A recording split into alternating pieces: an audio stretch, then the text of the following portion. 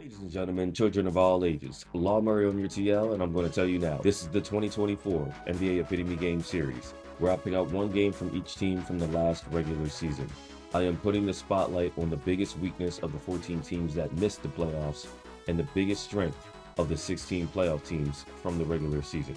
This installment features the Utah Jazz. We're back on teams that have missed the playoffs at least each of the last 2 seasons. Utah had the worst defense in franchise history last season, and the worst in the entire league, as they lost more than 50 games for the first time in a decade. The epitome game for the Jazz came at Denver in early March. Larry Markkinen was out for this game, but Utah had enough offense. The problem was defending shots, something Utah was incapable of doing all season.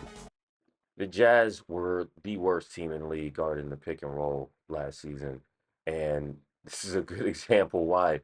Chris Dunn is guarding Contavious Caldwell Pope and goes under, and that just unlocks a KCP three.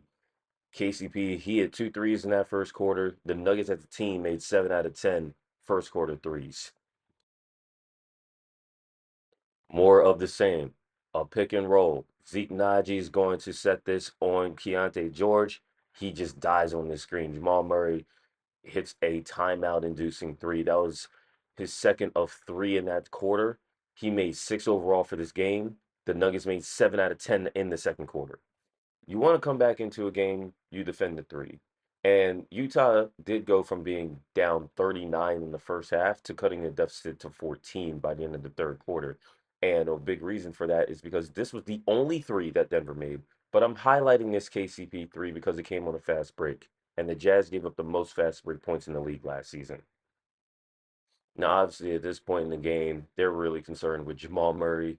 So concerned that it unlocks Christian Brown wide open for a corner three the second time he hits that three out of a set that had Jamal Murray coming out of the corner and getting a handoff.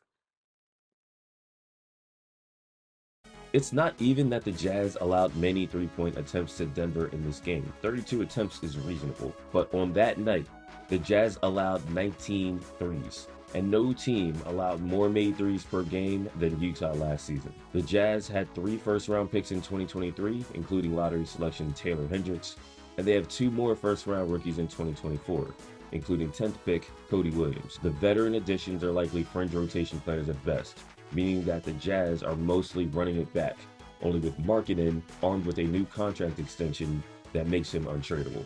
The young players are going to have to defend the perimeter better. Stay tuned for the next installment of the 2024 NBA Epitome Game Series featuring the Brooklyn Nets.